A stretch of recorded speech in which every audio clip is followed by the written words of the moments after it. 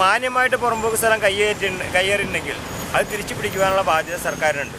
അത് നിയമപരമായിട്ട് നടക്കണം.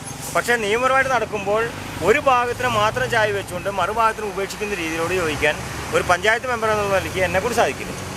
ഈ വൻകിടക്കാരെ ഒഴിവാക്കിക്കൊണ്ട് നിരപരാധികളല്ല, അവരും കയ്യേറിഞ്ഞ് അവരെ ഒഴിപ്പിക്കണം. പക്ഷെ പാവപ്പെട്ട ജനങ്ങളെ ഉപദ്രവിക്കുന്നതിൽ ഒരിക്കലും കൂട്ടുനിൽക്കാൻ സാധിക്കില്ല എന്നുള്ളൊരു അഭിമുഖമാണ് എനിക്ക് പറയാനുള്ളത്.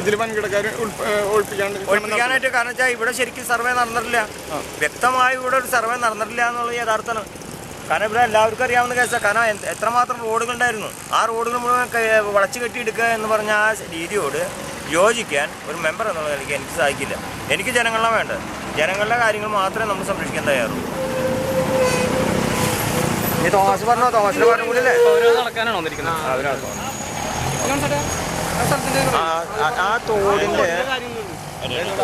ആ തോടിന്റെ പേരെന്താ?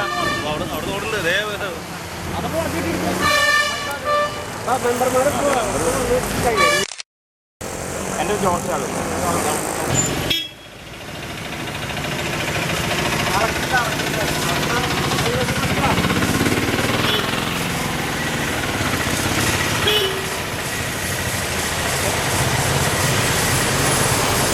ഇത് 5 വർഷക്കാലം താലൂക്ക് സർവേ റോഡ് 502 സർവേ നമ്പറിൽ അളക്കാൻ പറഞ്ഞിട്ട് ഇവിടെ തോട് കയറി മതിൽ പണിതിട്ട് പല പ്രാവശ്യം താലൂക്ക് സർവേ റോഡ് പറഞ്ഞിട്ട് ഈ സാധനം അളക്കാത്തൊരവസ്ഥ വന്നിട്ടുണ്ട്.